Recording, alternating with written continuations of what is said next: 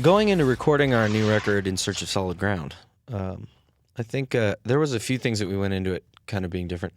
I think the biggest thing was what the album title actually came out to be, which it is In Search of Solid Ground. And that was kind of our mindset in there was we didn't necessarily know what we wanted to do. We didn't know how we wanted it to sound. We didn't know what kind of songs, what audience we wanted to reach, anything like that. We just knew that we had to make a record, and whatever we came up with as a band, we would pursue it. Whether it be like a pop song or a heavier song or a softer song or a song that's 8 minutes long. It didn't really matter to us. It's just if we came up with the song, then we gave it a shot, and that's kind of where we landed.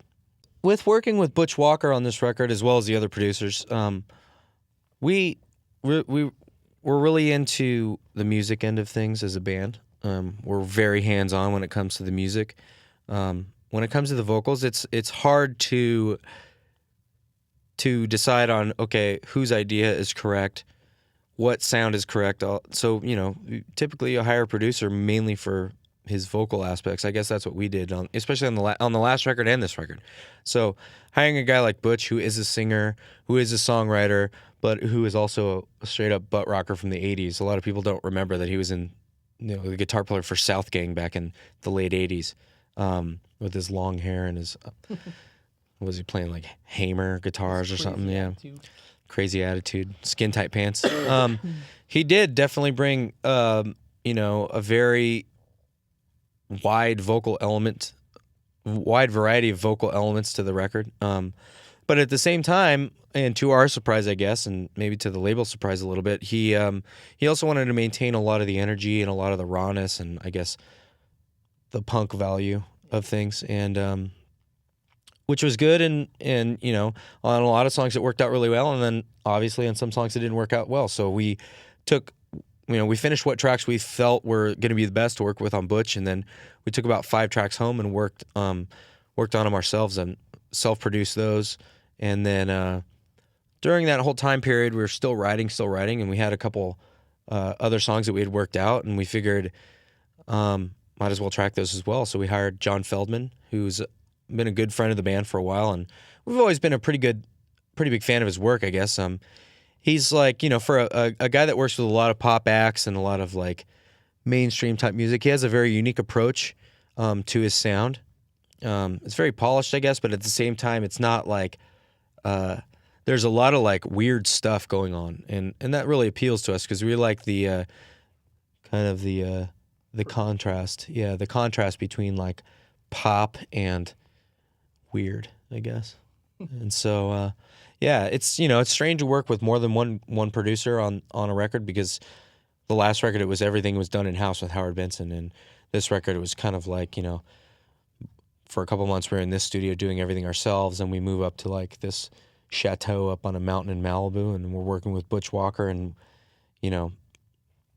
living the life, and then we're going back to my bedroom and recording vocals in my bedroom, and then we're with John Feldman living at his house, playing with his dogs and his kids, and it's just a roller coaster. But at the end of the day, I think we came out with a record that is somewhat cohesive, and we're pretty stoked. There's something for everybody on it. Yeah. Writing process for this record took kind of a long time. I think every record there's a big amount of writing time. Not some bands go into a studio and with nothing, and they write a whole record just from nothing, and they start playing together.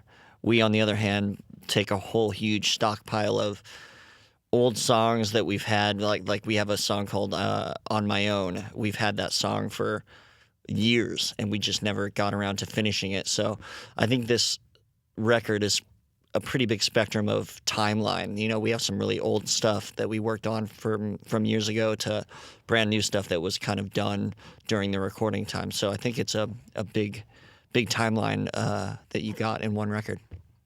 This I think on this record we had like 19 or 21 songs or something that we recorded that we wanted to put on the record, and that's always the bad thing about having to make a record, because you have to exclude certain songs that you possibly like more than others, and it's a whole politics game. So yeah, there's a lot of songs that are finished that aren't released yet. So we've always been trying to do the fan awareness thing with putting out either EPs or releasing stuff online, just a way for kids to get stuff that isn't on the record, because there's so much music that you could hear from our band that isn't on those 2 full lengths that we have out. So it really is cool that the fans actually like hearing that stuff. So be aware that there'll be new stuff posted probably. My vivid memory from the Warped Tour is back in 2005. We were in an RV, which is very tough to do in the Warped Tour, especially in the heat of summer. And for some reason, usually Warped Tour is about 6 shows on, 1 show off, 5 shows on, 2 shows off, or something like that. And this was 13 shows on in a row, starting in Florida, South Florida. So this is August, about August. And, around that time is the worst possible weather that you can imagine. So we start that, and I'm like one of the only guys in the band that drives, and so for those 13 days, we had 2 crew out with us, and we're getting up, and I think I reached my boiling point in Scranton, Pennsylvania. There was like these series of hills that we had to like load into, and I remember just like I ran over my toe, like my toenail just fell off, and I went into like I got into the RV after like loading out everything. Everybody's like sitting around, doing nothing, and Alex, our drummer's like loading up, unnecessarily loading like this refrigerator with water, and so like the door won't close anymore. So I'm like yelling at him, and I take this basket and I just chucked it as far as I could, and I think our merch guy quit that day, and the next day our other merch guy quit, and get to Randall's Island here in New York, and it's just like the craziest dust bomb ever. We had to play CBGBs that day as well for the benefit show that benefited nothing. It didn't save CBGB. Yeah.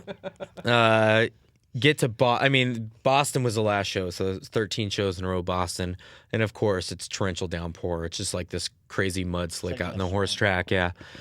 And got to pack up and leave and drive from Boston to California in 3 days.